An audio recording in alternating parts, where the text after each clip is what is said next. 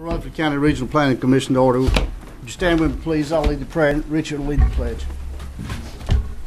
Heavenly Father, thank you for this day and the blessings, opportunities you give us, opportunity to serve our fellow man, Heavenly Father. And we pray what we do and say here today will be in harmony with thy will, Heavenly Father. We'll be fair and just. And we pray for our county in the upcoming new year, Heavenly Father. We pray that you just bless our county and be with us today. In Christ's name we pray. Amen. Amen.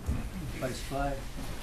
Allegiance to the flag of the United States of America and to the republic for which it stands, one nation, under God, indivisible, with liberty and justice for all. Be seated. Call roll, please, ma'am. I know. Thank you. Rhonda Allen. Here. Richie Boland. Here. Veronica Buchanan. Here. Gary Farley. Here. Will Jordan. Here. Mike Cush. Jeff Phillips. Present. Steve Sandlin. Here. Mike Vaught. Vincent Windrow. Here. Craig Lynch. Present. We have a quorum. Okay, I'll entertain a motion on the approval of our December minutes. Mr. Chairman, I move that they be approved as mailed. Have a second. Second. All in favor of the motion say aye. Aye. All opposed, no. Motion carries. I'll now turn the meeting over to Doug, please.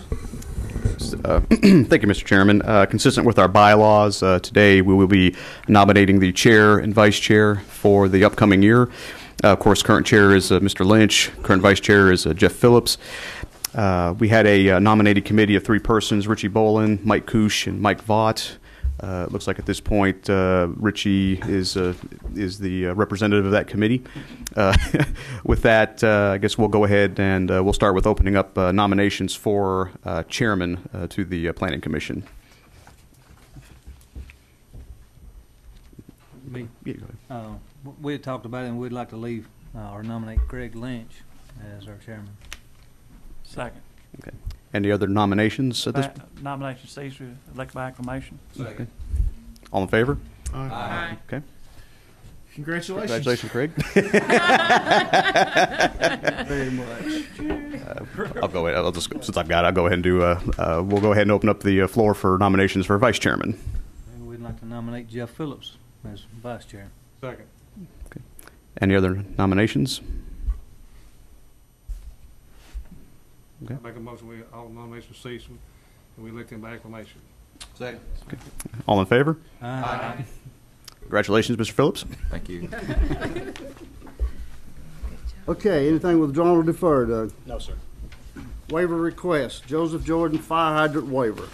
Yes, Mr. Chairman, thank you. We just have one fire hydrant waiver for your consideration today. The property is located along Hutchison Road, 2826, which is located off of Flat Rock Road.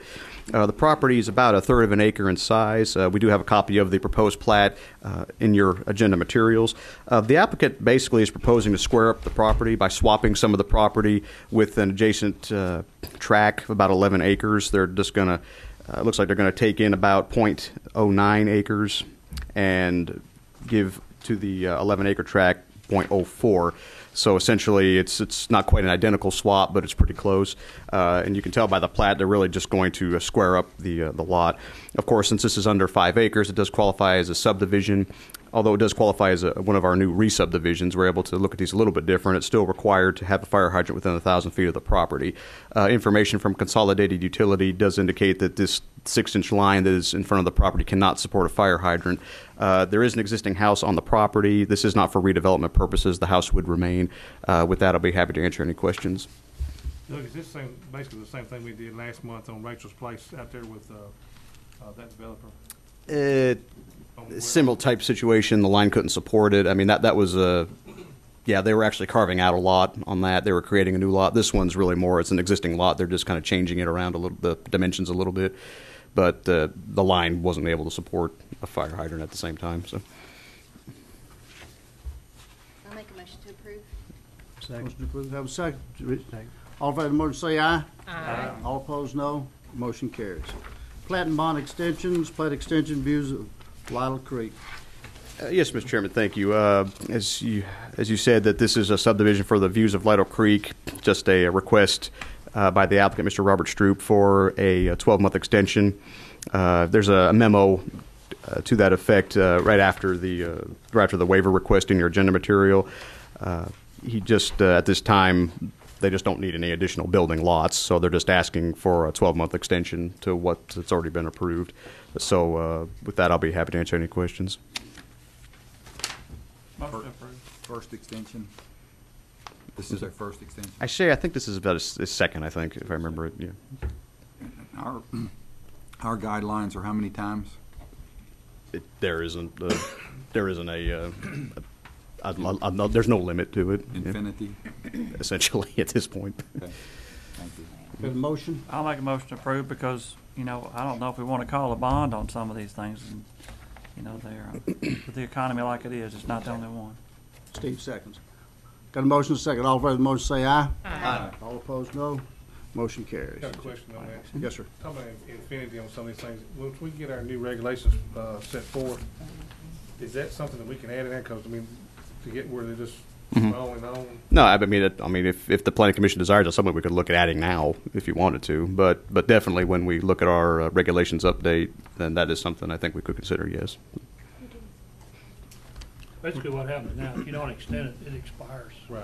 And so later on, if they want to bring it back in, they'd have to go back through the whole process. Okay. All right. Any preliminaries? No, sir. No finals? No, sir. Site plan review, Cherry Grove Missionary Baptist, real approval. Yes, Mr. Chairman, thank you. This is the Cherry Grove Missionary Baptist Church located along Jurgen Road. This was actually originally approved back in late 2008. They actually have done a little bit of work out there with the foundation. However, they have not come to pull any permits on the property. So the site plan has not been officially approved and permits issued. So therefore, it did expire late last year. I believe it was October of last year. Nothing really with the site has changed. Everything has remained the same. There is one change I will point out on the site plan. It's the location of the fire hydrant. The hydrant was originally supposed to be on the. They were going to actually have it on the church's side of the road. I don't know if you look at the site plan or the landscape plan. If you have the landscape plan, you won't be able to see it quite as easily. But on the site plan, the fire hydrant is actually. They're going to do it on the opposite side of the road, which, as far as we're concerned, is fine. There's no reason it can't be over there, and it also saves the church a considerable amount of money not having to pull the line across the street. So that I think the church was fine with that. Really, other than that, the rest of the site plan is identical to what we've already considered. Unless Mr. Corbett has any questions, I'll be happy to answer any questions at this time. Then if there's not many really major changes, that's the only change in there. That's out there in my area, and I'd be more than glad to make a motion to approve it. Okay, motion approved. Have a second. Second it. All in favor of the motion say aye. Aye. Opposed, no. Motion carries. Okay, check the public hearing. Nothing there, do we? Public hearing. Okay, director's report, landscaping regulation amendments. This is not to be voted on today. This is just to work, right, Doug? That's correct. You'll recall that we did present these at the last day meeting. Oh golly, I guess it's been a little while now. But essentially, after we presented these, the Planning Commission asked us to go ahead, and we had received a number of comments from the engineering community and some others regarding some possible changes. We had a meeting with the landscape subcommittee. I believe it was the 11th. Thank you, the 11th of this month, and we went over a lot of those comments, made some additional changes to the regulation to incorporate some of those. I'm going to turn this over to Ms. Emsley, and she's going to kind of go over what the changes are, and then from that point we can just continue asking questions and discussion. So. Thank you. I'm just going to, as he said, go over the changes that the committee made to the draft amendment that you guys saw back in November, is I think the last time we had this before you. You'll have it in your packet. It's in your agenda packet, so you can follow along with me. On page 1, the applicability and the purpose statement, there was no real change to those sections. The first change you'll find on page 2 in definitions. They decided to drop the diameter at breast height definition and just go with caliber for the entire ordinance. They mean essentially the same thing, so we decided to simplify it with just the one. The other change in the definitions is that ornamental trees are now anything from 12 to 25 as opposed to 35 feet high. So anything over 25 feet is going to be considered a shade. That's just a change of definition there.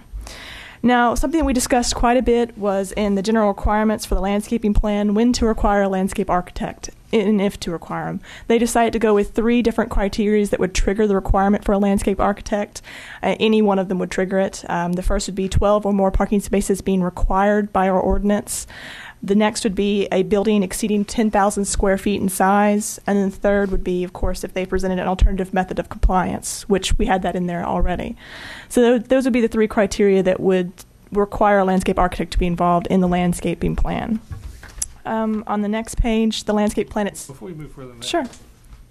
In what instances have we had here in the county that would trigger that? How many times has that occurred in the past? Of the credentials that you just spoke of? Well, the 10,000 square foot building is really more for industrial sites. So, because they often have very limited parking requirements, but they're actually large footprints. So that's kind of what we're shooting for with the 10,000 square feet, is a large industrial site. The 12 parking spaces or more, I'm trying to think if we even had a site plan last year that had 12 parking spaces. There haven't been many recently. Maybe the Dollar General? Yeah, possibly. Dollar General or something. Yeah, typically, you know, and what we've done on here is use the required spaces. So even if they're providing more than what's required, let's say they're only required to have 10, but they're providing 20, that still does not meet this criteria. It would have to be 12 required. So if they want to provide more parking than is necessary, they can still do that without having to come under compliance with these regulations. Is it the 10,000 square feet and or? And or. Okay. So either would trigger it. Okay. Well, this fixes my problems with it, because I felt like we ought to have somebody out there having a little barber shop or something like that and they're drawing their own site plan. They've got to go out and hire a landscape architect to put in $500 worth of shrubbery that could be all that was needed. So. Yeah, because the committee discussed this one at length. This was what we spent most of our committee meeting on, was this topic here. And after much discussion, we felt like that would cover the larger sites, the more intense sites, and not catch everyone else, was the hope. Elizabeth, I have a question. Mm-hmm. On the 10,000 square feet, it says that that's for new buildings. Does anywhere in here trigger like a renovated site? Sure, you'll actually find that on page 1, the applicability section. And that's where it goes over changes to existing buildings and structures. Now, I can tell you that the committee wanted to be relatively lenient on that. They didn't want to trigger the existing buildings to be required to meet the new standards very often. Okay. So in section 3, or I guess 1302B3A is where you'll find the estimated cost, and that does include land. They want to leave including land in there so that it would require a fairly massive renovation before it kicks in. And another thing, and you're probably going to be getting to this, and if you are, I apologize for coming asking it too soon, but and I brought this up before. Say, for example, tractor trailers, large waste vehicles, fire apparatus, those type of things coming out of some of these. What is the, I'm talking about the line of sight for traffic. Vision triangle. Yeah. Sure. This is in here? Yeah.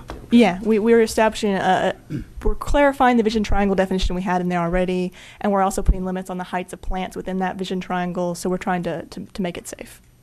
We will get to that section. Yeah. Any other questions? Okay. Moving forward, once again on page 3 under section D, general requirements, we did discuss requiring them to note where lighting would be placed on the site plan. However, most applications at that time don't know where lighting is going to be placed. So we decided instead just to add a plat note saying, well, when you are putting in lighting, try not to put it on top of trees, essentially. And we also put a distinguish between shrubs that are going to be in the parking area versus shrubs in the buffer yard. Shrubs in the parking area can be smaller when they're first planted, and they only have to reach a mature height of 3 feet. Whereas if they're going to be in the buffer yard, they have to be, I believe, 24 inches when planted and have to reach a minimum of 6 feet. The idea there is try to get them to their maximum, opaque potential faster. We also have increased the minimum horizontal separation, so now there's more required distance between trees, so that when they're fully grown, they'll have room for the canopy. Do we now have a do not plant tree list? Yes, we do. I distributed it to you in November. I don't believe it's in the packet today, but we're not actually going to put it in the ordinance itself. We're just going to maintain it on file in our department. That way that if it needed to be tweaked or updated at any time, we could just bring it before you guys and it'd be done. So that's the idea.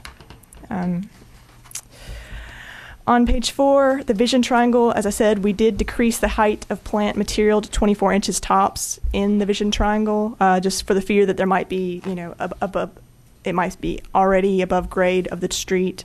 And we, further on the packet, you'll see vision triangle diagrams we're going to add into the ordinance, and also the definitions that we're proposing. Now, the mixture of plant material, we did recommend reducing the plant variety, so there'll be a minimum of 2 different plant species, and that's minimum, so they can, of course, do more. That's just to minimize the impact of disease. You wouldn't want a bug to eat every single tree on the property. The buffer yard requirements mostly stayed the same. On page 5, there was a lot of debate about the plant material within each different type of buffer yard. They did determine it was adequate. They felt that if they put any more, that the plant material would suffer and die because it'd be too cramped. The only thing they did change about the minimum buffer yard width was on type 1, they increased it to 7.5 from 5. And they just wanted to make sure that there was room for trees. The main change in the buffer yard area is actually on page 6 with the reduction of plant material. Essentially, we were making allowances for someone to put up a fence and reduce the amount of plant material. The committee decided to also allow them to reduce the width as well. So if they put in a fence, then they will reduce the width to the minimum width buffer yard required. And they'll also, if it's a type 1, will not have to plant any shrubs. And if it's type 2 and 3, they won't have to plant any shrubs, and their trees will also be reduced by 50%. So you can gain a lot of plant material reduction and space reduction by putting up a nice fence. That was one of their conditions. Elizabeth, if you say you've got a 10,000 square foot building or bigger, Mm-hmm. and it's next to a residential subdivision, Mm-hmm. what is the distance between that subdivision, the setbacks, as far as how wide this buffer is going to have to be? Sure. Well, if it's an industrial use, a large like warehouse, let's say, then your average buffer width would be 50 feet. And at no point could it be any less than 25 feet. And that's with a fence. 25 would still be the minimum And distance. that would be all the way around it? Mm-hmm. Which is a little bit more than our actual setback requirements. So, I think industrial setbacks are only, well, I think they're 50 feet on the side. They're 50 feet on the side and the rear. But now it'd have to have plants and fences in it as well.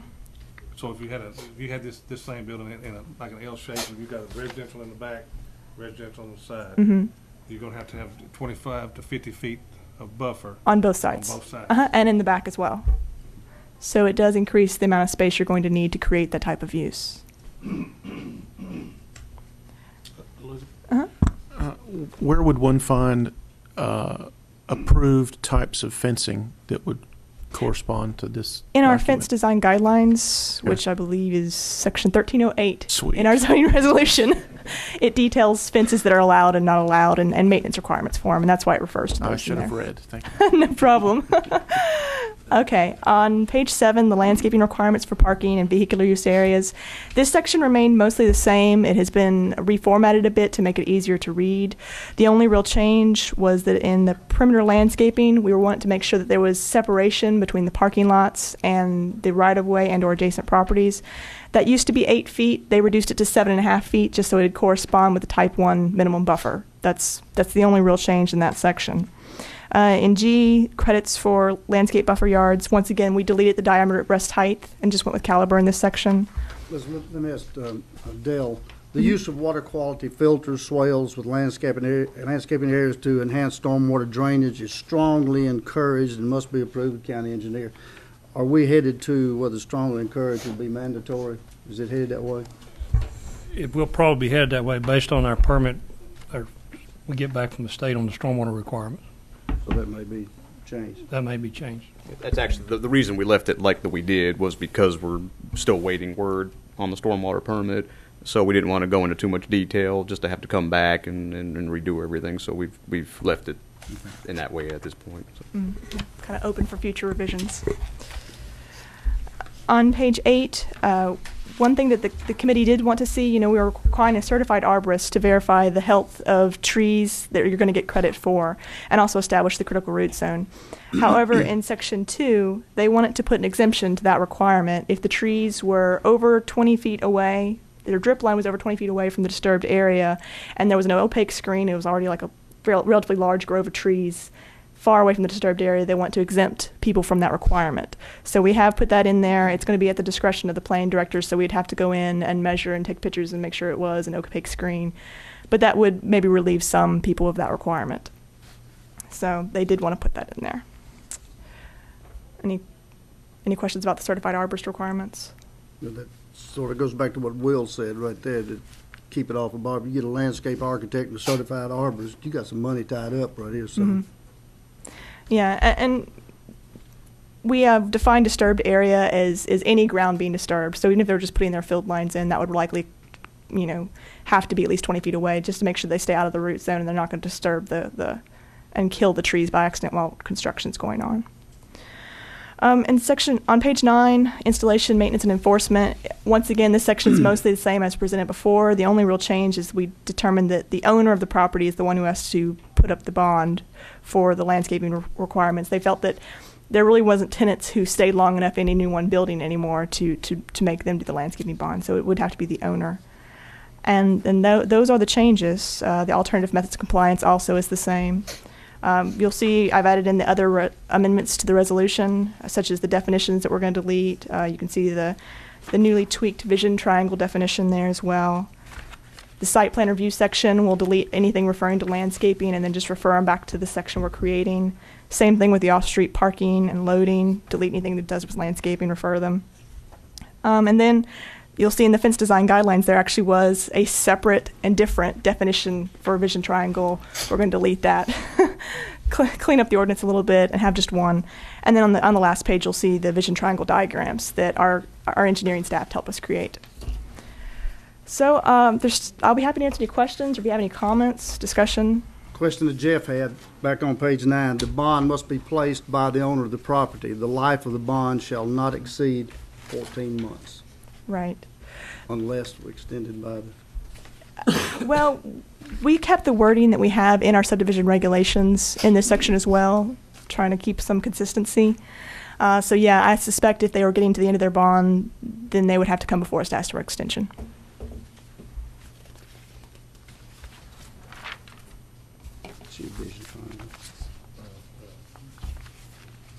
Any questions?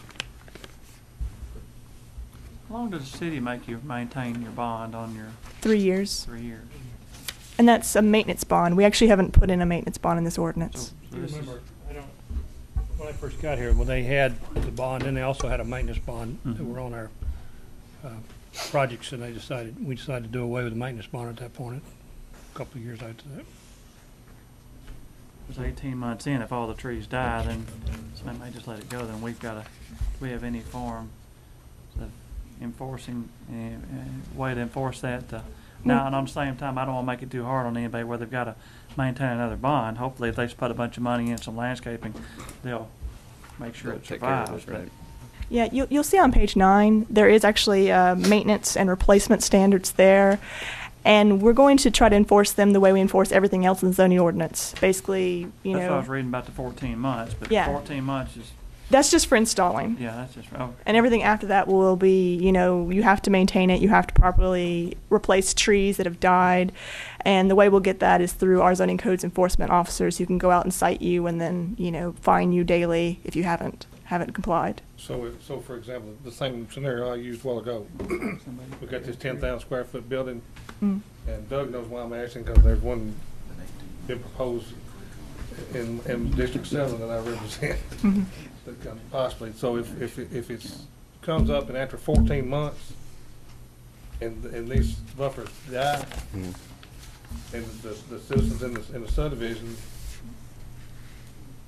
they would make their complaint to us as normal, or to the zoning enforcement office. Then we would send them out there for an inspection, and if there's merit to that, then we would just, like any other zoning violation, would go after it in that manner. Okay, so this would go on for how long? If perpetual. I mean, there's no, for as long as there's a building with trees there, really. I mean, we didn't set, after the 14th month of the bond, the maintenance after that's perpetual. It's not, after 3 years, we just won't stop going out and, it's over 3 years, nothing we can do about it, or any 5 years or whatever time frame. Or if there's a complaint, right. Of course, any subdivision or development that has a common area, landscapes or anything like that, we are making those have a homeowners association now, are we not? to maintain that. If there's an island in the middle of the entrance, Typically for common out there, areas and then- that kind of for thing, common yeah. area, then we're not approving any anymore without some sort of mechanism to maintain that, such as a homeowner. Yeah, and there's association. in our subdivision regulations, Yeah. there's actually provisions for that. That's right. Because 5 years down the road, in a normal economy, that developer's usually gone, Mhm. built out and moved on. Right. You know? Okay, any other questions? What's the next step Yeah, on what, this? what action are we looking for? Well, at this point, if you're comfortable with it, what we would recommend at this point is moving it to the nighttime planning commission meeting for a public hearing. You know, we'll do our normal procedure as far as that's concerned. You know, have the public hearing at the planning commission, and if after comments are received there, if the people are still comfortable with it, we'd move it forward to the board of commissioners for their review and approval. So that night meeting, we'd have a motion to adopt. A motion to approve them and then send it forward to the board of commissioners. Correct. I mean, if you're comfortable with this, if you still see more changes that need to be made, we can do that. But you know, it looks like that. I think we've answered all the concerns and the questions that we've gotten to this point, at least. Okay, so we're just waiting for next meeting. If we can, if that's what you wish, we can do that. Everybody happy with that? Yeah. Okay. You need a motion. Yeah, please. I move to put it on the planning commission's meeting for February the 8th, 6 p.m. meeting for public hearing. Second. All in favor of the motion, say aye. Aye. Opposed, no. Motion carries. Mike, second. Okay, amendments to accessory structure regulations. Yes, Mr. Chairman, thank you. Right after the landscape amendments, you will find it's about a two-page document, or well, one page front and back, of some existing language we have in our zoning resolution regarding section 13.04. It looks like this on the page. The current requirement, and this deals with accessory structures being constructed or established prior to a principal structure on a property. Right now, there really are, it's pretty much just prohibited. The language is no accessory structure use shall be constructed or established on any lot prior to the time of the substantial completion of the construction of the principal structure to which it is accessory. Basically stating, for instance, if you have a piece of property and you're wanting to build it's a vacant piece of property, you want to build a garage before you build your house on it. Right now that's prohibited unless it goes through the Board of Zoning Appeals for a conditional use permit. There really are no regulations in effect at this point for how we handle that. They go to the Board of Zoning Appeals, and there really isn't any consistency at this point regarding how these are handled. So what we're proposing is to add some language to the zoning resolution that does allow that. In addition, we do run into sites occasionally that, for one reason or another, simply can't have any kind of a house or principal structure on it, namely from a typical reason we run into where there's no soils. You know, it's just one big rock and there's really no way to put a septic tank on there or any way for septic disposal. So someone who owns a piece of property essentially has nothing else they can do with the property. So what we're proposing is to make just to add some language to this, our resolution, to clarify that just a little bit. You'll see under the proposed language, number 3 is kind of where we get into it. We're calling them non-commercial storage facilities, workshops, or other structures for the private use of the landowner, like a garage, a shed, may be constructed on a residentially zoned piece of property prior to the establishment of a principal structure with a Type 2 conditional use permit granted by the BZA, consistent with Articles 6 and 7 of the resolution, which handles the conditional use permits. These non-commercial structures must adhere to the following criteria. The size of the structure would have to conform to the limits in section 13.04. Basically, if it's an acre or less, it's 1,200 square feet. Anywhere between 1 and 5 acres, it's 1,800 square feet. Anything over 5 acres is 2,500. That's basically what the limits are. The structure would have to meet all applicable setback, height, and lot coverage regulations. We would only allow one structure on the property, excluding agricultural structures. And the structure would not be allowed to be used for living quarters, commercial activities, or storage for businesses, or anything that occurs off the property, including a home-based business. And on E, of course, we put that in there as well, just that we're not intending this to prohibit anything allowed as far as agricultural structures or uses are concerned. At the same time, again, to meet the situation where there are, well, let me back up. What I just explained there are those situations where somebody wants to build a garage before they build their house or something like that. That would handle that particular section right there. What we're proposing to do in Section 703 is add a new provision for those situations that it's just impractically impossible to put a principal structure like a house or something on the property. And you'll see on the back the regulations we have for that are really, it's a lot of them are the same. There's not a whole lot of difference between them. But again, applications for this subsection shall be considered by the BZA with a Type 2 conditional use permit. Again, residentially zoned. The owner would have to provide us proof that the conditions on the property would not allow the establishment of a principal structure, be it that be a soil scientist survey, whatever they're saying is the reason they can't put it on there. They would have to provide us proof to that effect. We do have something on there right at this point about the property being at least 5 acres in size.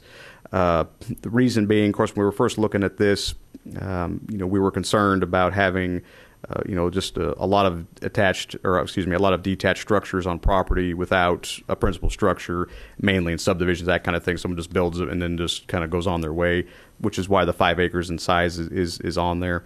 Again, the size of the accessory structure would still have to conform to size limitations and meet all setbacks. Again, only one structure, excluding any approved agricultural structures. We specifically put on this outdoor storage of any material is prohibited. And then the structure would not be used for any living quarters, again, commercial activities or any storage. And then that last statement about the agricultural uses. This is just something that we see as an issue, and we're just bringing to you for your consideration at this point. We're open to comments right now. It's just something we feel needs to be addressed. So I'll be happy to answer any questions. Could the BZA adjust that 5 acres? If they had to, they could ask for a variance of that provision. Yes, sir. But this will never trump a subdivision covenant bylaws, right? I mean, if a subdivision clearly states that you will not have an outbuilding or a shop or a storage building, an owner can't come and try and bypass the subdivision. I guess the quick answer is they could. When it comes to subdivision restrictions and bylaws, of course, the county does not get involved in enforcing them or creating them or anything. If somebody comes to us and says, well, I know our restrictive covenants don't allow this, but I want to do this, as long as they meet the zoning requirements, there's really not a lot we can do about that. Enforcement of the bylaws really goes back to the homeowners association and those who are actually tasked with enforcing that. So they're kind of unrelated in that sense. Now, if you have an active homeowners association, and they try to come in and do that, and then they start building it, I mean, they can handle that on their own. But from our standpoint, if they come in and they're going by what our criteria are and going through the processes that need to be followed, there's really not much we can do about that. So if a homeowners association seeks legal justice on a homeowner that has broken the covenant and has put an outbuilding on their property, that does not get the county in any sticky situation. I'll refer that to Mr. McCrary for an answer to that. It should be on. No, it doesn't. What typically happens, and this comes up periodically, like Doug mentioned, the county generally does not consider the restrictive covenants for a subdivision in its approval process, doesn't enforce them, but at the same time, it doesn't preclude the homeowners association or another owner in that subdivision from going to court to enforce the restrictive covenants. Right. So even if a person came in here and got permission to put an outbuilding, you granted it.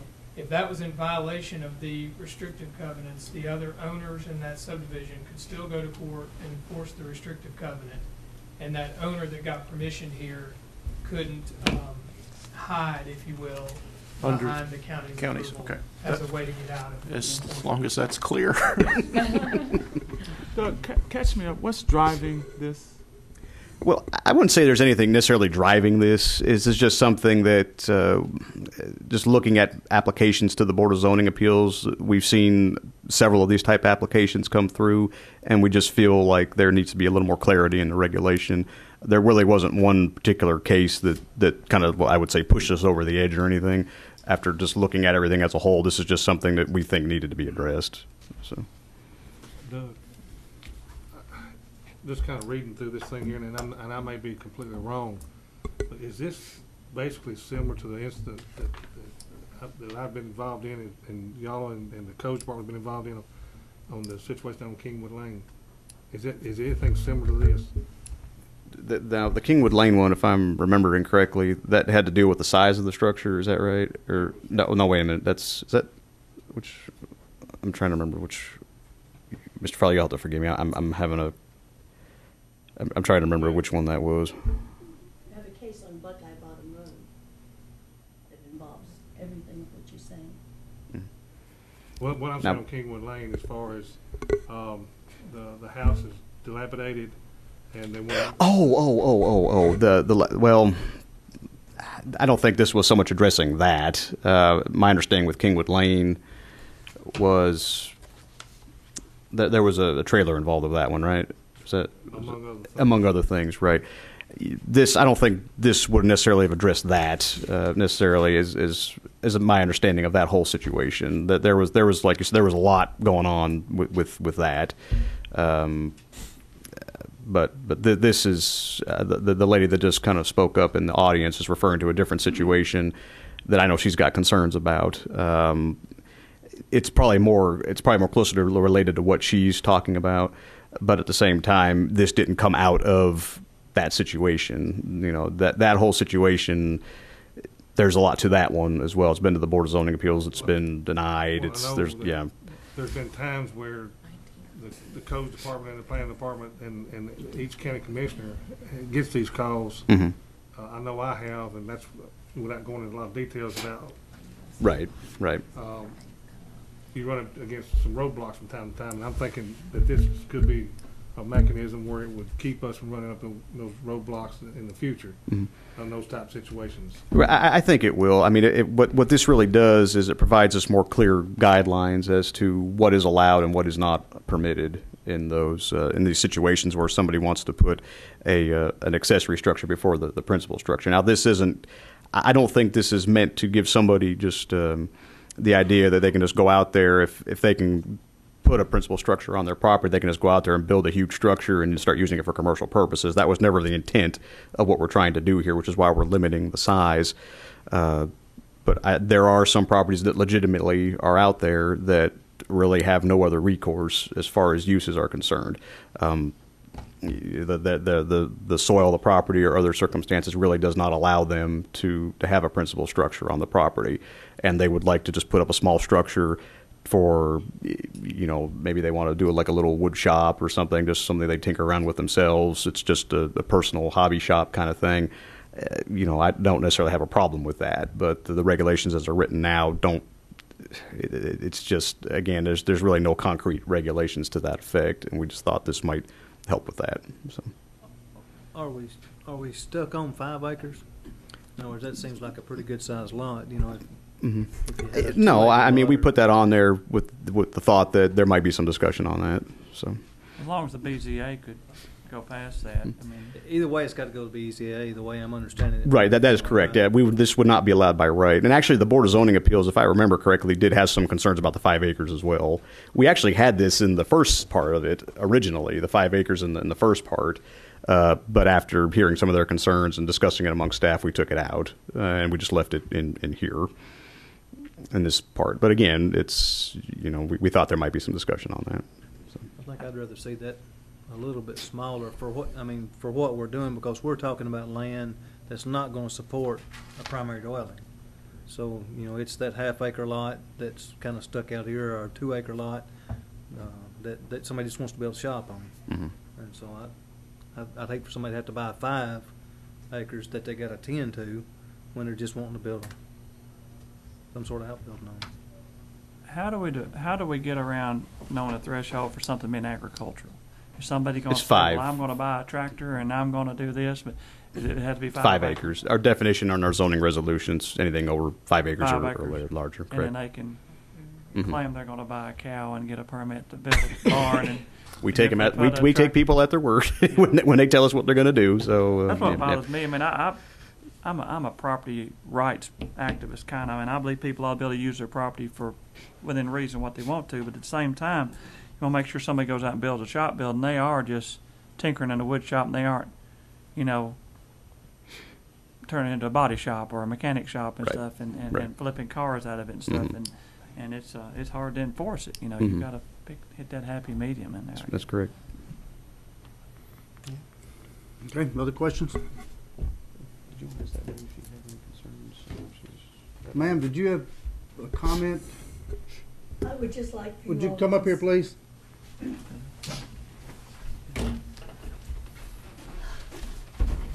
My name is Sheila Welch, The mic. and I spoke with you all last April the 8th in regard to a situation he was referring to on Buckeye Bottom Road. I think it was actually the Board of Zoning Appeals. Yeah, this is the plan. It's a little different. It's a different body, Right. but I right. Go ahead. appreciate the fact that you all trust people and that the people who come up here asking for permission to do things is honest. But what are you going to do if you're their neighbor and they're not honest? And they do use your regulations to whatever they want it to be. I think a lot of gentlemen would like a shop. A lot of committees and groups of people, bikers and bicyclists and horsemen and all this stuff would like a place to take their equipment and leave it and go get it and enjoy the country. I live in the country. They're enjoying my weekends very much. But please, don't be fooled. Without inspections, without clarifications in some manner, unannounced inspections, giving you all the right to enforce what you say you're going to let them do, please don't do it. Do it if you choose. You have more knowledge about this than I do. But please, please, please follow up. Please have the right to enforce your rules. Don't give them notice to move the stuff out that I know is in there right now. Go check it today, in the next hour. I guarantee you, you're going to find yourself fooled. I asked someone, a gentleman, can you go check and see if he's using that building right now? Can't do it. And why not? I don't know. I'm honestly, I'm not sure who she spoke with about that. David Jones. Okay. And I don't think he's here to discuss it. So I believed him. But he should have the right to. If he thinks the building is possibly being used illegally, and I will swear to it in court under oath, Mr. Chairman. he should be able to Yes. check it. I'd like to ask a question to the county Yes, attorney. go ahead. Does the codes department not have police powers when it comes to enforcing zoning regulations and for the county? Well, I don't want to speak for David Jones. I mean, I wish you were here to address it directly. My understanding of the way he typically handles it is that he does not just go onto people's private property unannounced as a matter of course. And it's probably the way he has handled this in the past, but I don't know the way I can't speak for him. And I'm assuming that they've got to have police powers and probable cause to actually to go and investigate something if there's a complaint. That's been I will say that the situation she's referring to is the subject of an ongoing enforcement investigation. I haven't talked to Mr. Jones recently within the last week or two about exactly where it is in the process, but I know that it is something that that we are aware of and that is moving forward, as I understand it, without going into a whole lot of detail. So It will be in court February 17th, 10 o'clock. Yeah, If this is Buckeye Bottom Road, it's in my district, and this is the first I've heard of any of it, so I'll be glad to talk to you after the meeting. And Mr. Jones has been very nice. He's been doing his job. He's been polite and correct in keeping me informed. I was informed of today's meeting because I requested it. Everything is going as best it can be, except I think you all have tied your hands, possibly. And if I could, if you're going to do this, just was don't this take. a shop building was built about a year ago or something that went through the BZA? I don't know what BZA or is. the Board of Zoning Appeals. The body that you spoke Yes, to. sir. Yeah, that was the I'll BZA. talk to you after the meeting. I believe I know what building you're talking about, and as the commissioner in that district, I usually go to the BZA meetings if there's any controversy on anything, and I remember getting the notice of that, and I didn't get a single phone call, and I didn't know and not that, well, the BZA is usually pretty good about working with the commissioners in the district, and if I'd had any inkling there was any opposition to the building, and it wasn't going to be, I thought just the guy was going to store some cars in there, his personal vehicles, and I don't know the fellas. Well, I think that, again, I mean, this. But I mean, just yeah. for the people out there watching, you need to let the commissioners know if you're against something. I mean, I would have been more than happy to have gone to that meeting, but I didn't have a clue there was Well, see, he any didn't go to controversy. the zoning commission in the first place. Okay, The building was totally built before you all were notified that something was going on that was illegal and incorrect. Excuse me, incorrect. I put it this way. Thank you, ma'am. Yeah, at this point, what I will say is, even with these regulations, if they do go through and if they are approved, I don't think we're giving up any of our inspection ability or enforcement ability. I mean, whatever is allowed in the zoning resolution will continue to be allowed even if these are approved. So none of that is going away. If nothing else, this is giving us something that we can look at and say, okay, you're not meeting these particular standards, and we actually have something more concrete to go after them with now. And that's kind of where I didn't want to go, because I always thought that David's office had police powers, they had to have probable cause to go on the property to be able to enforce the zoning regulations that we've got in place. That's kind of what I thought. Okay, you're going to talk with the lady. Yes, ma'am. Okay. Yeah. Okay.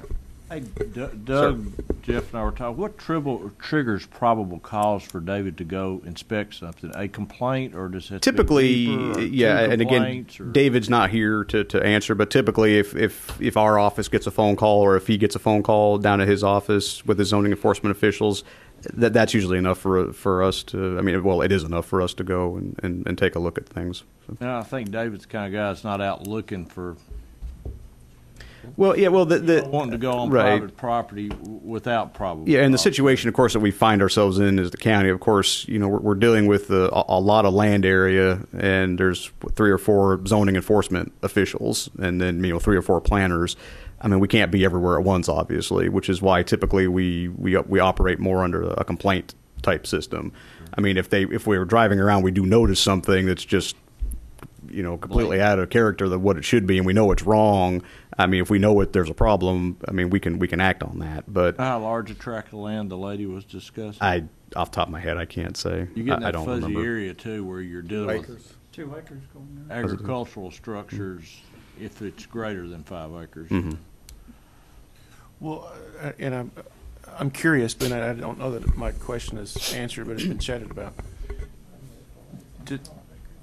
Does David or any member of the planning commission, can you, if you see a violation or if he's acting on a complaint, does he have to notify the landowner that he's going to make a visit, or can he just pull up in the driveway and get out and go snoop around?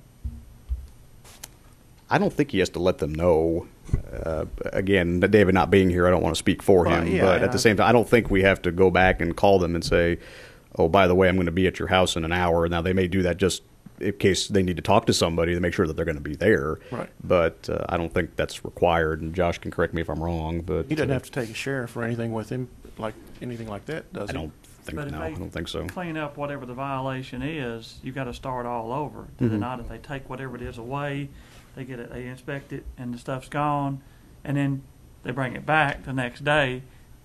This lady or the codes enforcement, somebody had to start all over the whole process. Do they not? I think we've had some trouble with another one down the road a couple of years ago, and they were building forms for houses and stuff there, and they clean it all out, and they come inspect and bring it back, and after so many violations, they clean it out again. And there's some people know how to work the system out there. Okay. Any other questions? What do you want to do on this? Again, if you're comfortable with it, we would just recommend it move forward for a public hearing at this point. So, Same night? I guess we could. Yeah, we actually do have some rezoning hearings. They're all they seem pretty straightforward. I don't think any of them will take any significant amount of time. So, famous last words. Yeah, sorry. And second, yeah, they're going to take 2 hours apiece. Yeah, long time. Yeah. Chairman, same motion. Motion to move forward. Second. Mike seconds. All in favor of the motion, say aye. Aye. All opposed, no. Motion carries. Year-end report. Yes, Mr. Chairman, thank you. In your packets, we've included the year-end report. I'm not going to go into just a whole lot of detail with this, but there's a couple different documents in here. The first one is I will spend a little time on this, is our work schedule report from last year and our what we're proposing for our 2010 work schedule. You'll see on that first page our completed projects. Of course, we completed the work of the sprinkler subcommittee back in March of this year, or last year, excuse me. We also revised the plan development regulations. You'll recall that we took that section and pretty much overhauled it, which was eventually approved at the May 14th, 2009 Board of Commissioners meeting. The accessory apartments, Article 13. We did a research project on how our accessory dwelling units are regulated in Rutherford County as well as surrounding counties and municipalities. And we put that into a work report, accessory dwellings in Rutherford County, had work sessions with the BZA and the Planning Commission. And those led to some amendments that were approved at the September 17th, 2009 Board of Commissioners meeting. We've also made several website modifications with help from the staff at the Office of Information Technology, OIT. They're always very helpful in what we're needing to do and in providing the assistance that we need. They've actually given us a little bit of autonomy over it, if you will. We have a program installed in our office now that we can make certain updates ourselves without having to actually pass it on to them, which kind of frees them up and at the same time allows us to get things on in a timely manner. So we've done that. We have a couple projects still in the progress. The landscape requirements, as we discussed today, is still kind of a work in progress. We do have a completed draft, as you saw, and we discussed today, and we will be moving that forward. So hopefully by spring of this year, we'll have that completed. Revising the sign regulations is probably our next biggest project that we're working on. We did pass a minor amendment last month to prohibit signs not expressly permitted by the regulations. We had some discussion here about that. We're going to be doing we have been doing research and we'll be continuing to do that research. We're going to try to have a presentation for you probably next month regarding where we're going with this project and some of the things that we're going to want your input on. So just stay tuned for that. Some ongoing projects. Of course, we're still working on a comprehensive plan. It has been progressing pretty much according to schedule. We're pretty happy with it. We still anticipate finishing the plan by late spring, early summer, and then getting into the planning tools update, which is our zoning regulations and our subdivision regulations. At this point, our next meeting, originally we had looked at February the 1st for a steering committee. That's actually shifted just a little bit. It's going to be February the 4th, which is going to be a Thursday night as opposed to a Monday night, which would have been a week from today. We've actually met with our consultant last week, and after discussing a few things with them, we feel that the 4th would actually be a better time and date, and actually works out better for the committee members as well, the ones that I've spoken with anyway. 6 o'clock at CUD? That's correct. Right? Yes, it'll be 6 o'clock, and it'll still be at Consolidated Utility, and of course we always thank CUD for allowing us the use of their building. They're always very, very helpful with that. Also, one last item, ongoing projects. We do expect to make changes to our staff comments format when the plan is completed and the update for our planning tools is completed. Again, we would like to have input from you if there's things on there you would like to see that aren't there, or inversely, if there are things on there that you think are really irrelevant, just to let us know as we go through that, and we can go ahead and make those changes. A couple other things that we did last year, of course, we revised our flood ordinance revisions. During the week of May 11th, we had officials from FEMA here to do what's called a community assistance visit, which is essentially an audit of our records. You'll remember we had some amendments go through to update our flood resolution to basically mirror the model that was there. That was the only changes really that were made, was this whatever changes were made to the model were made to our resolution. Also, if you remember back in September, we added a deferral policy to more effectively manage applications that are repeatedly deferred by the applicants being considered by the Planning Commission. We basically put on a policy that they only have a limited number of deferrals before the application just becomes invalid and they have to reapply. And so that was approved. Just moving along to some of the things we'd like to complete in 2010. Of course, we'd like to continue work on a comprehensive plan planning tools update. That's really an ongoing project at this point. Also, to complete the landscape regulations and the sign regulations update. We've started working on some possible regulations for temporary resource extraction operations. Most of the time, those are handled, well, really, they are handled as Type 2 conditional use permits by the Board of Zoning Appeals. A lot of the regulations currently in the zoning resolution really are more applicable to the permanent rock quarries and those kind of things. There are a lot of smaller, temporary, very temporary operations that we think just need to have a little closer look as far as the regulations that govern them. So we're going to be looking at that. The Public Safety Committee at their last meeting voted to form a bicycle pedestrian safety committee that they've asked the planning department to facilitate. We've had discussions. I've had discussions with a couple of the people who will be on the committee, as well as someone from the Nashville area MPO, as far as bringing them here to discuss some things. So that's something that we're going to be undertaking probably early next month. Will be our first meeting. Of course, the regulations that you just looked at regarding accessory structures prior to a principal structure on a property, I won't go into a whole lot of detail there. That's pretty much what we just talked about. And that's just kind of just an overview of the things that we would like to accomplish this coming year. On that last page, I say, in addition to these items, we do anticipate the hiring of our new GIS planner that will assist us in our mapping needs. Actually, he was here the other day. His name's Eric McMillan. He'll be starting February 15th of this year. And when he gets on staff and gets up and running, I know we've got some projects that we'll be discussing with him to help use mapping even more than we use it now, and even in meetings and everything. So with that, all we're really asking for is if you have any questions or anything, just to let us know. If not, we would just ask for your endorsement to the work schedule for the things that we'd like to accomplish in 2010. So. Doug, I have a question. Mm-hmm. At what point do you think we'll put together some sort of a group to really begin to study TDRs, the transfer development rights? I mean, I feel like it's something that we're interested in. We've kind of scratched the surface on it, and I'm just curious, are we going to wait on the comprehensive plan before we really start to dig into that, or just what you're thinking? Yeah, I think after the plan is completed and adopted, I kind of foresee that being a recommendation of the plan, and I think just to be consistent with the plan, we could go ahead and start. Now, that doesn't mean we can't go ahead and start laying down some groundwork right now. So if that's the wish of the Planning Commission, we can certainly start doing that. But I think I would expect a good bit of discussion in the committee on that. I would think you will have a world of information. That's the way I see our project heading. But again, I think it would, after the plan is completed, would be probably a good that'd be a good foundation for it. Okay. An endorsement on this work schedule. I'd like to make a motion that we approve it as you've presented it. Second. All in favor of the motion say aye. Aye. All opposed, no. Motion carries, Mike Ball. Thank you. You'll see also in that report, after that memo, we have our annual report as far as the number of plats and lots, the number of planning commission applications, BZA applications, and planning staff, things that we handle administratively, and just some discussion on some other things there, and for your reading enjoyment as well. Yes, the budget. And let me. Did you have anything you wanted to add about the work plan or anything?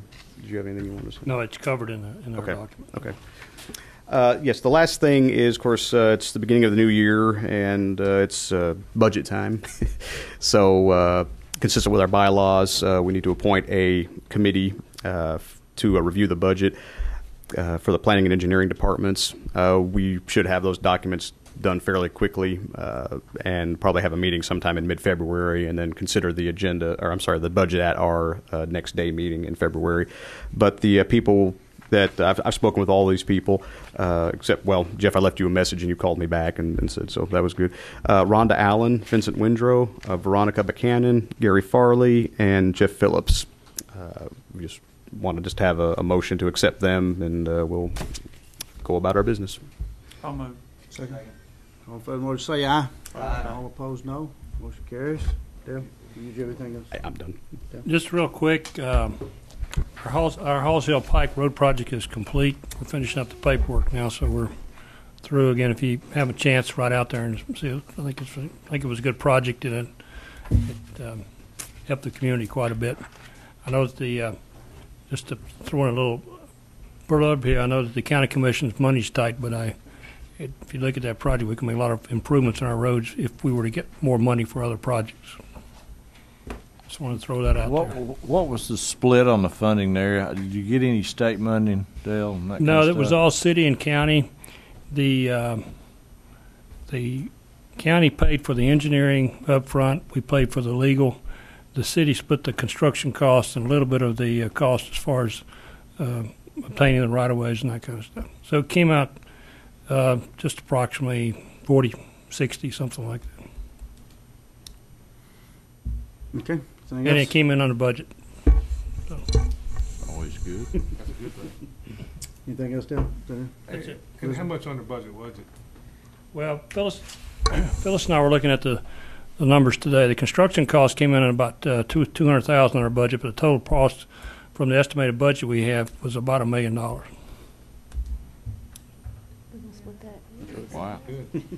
Okay. Anybody? Florence Road don't like too much stuff. That joint project there, That's the joint project. That project is almost complete. They still got a few things to do out there. they're gonna be under budget. That's over budget. Going good, Steve. So you can. We'll note that the county was in charge of Hollis Hill Pike, but I think the city's in charge of Florence Road, don't it? That is correct. All right, we need a motion here. Motion to adjourn. Second. All right, all opposed, motion say aye.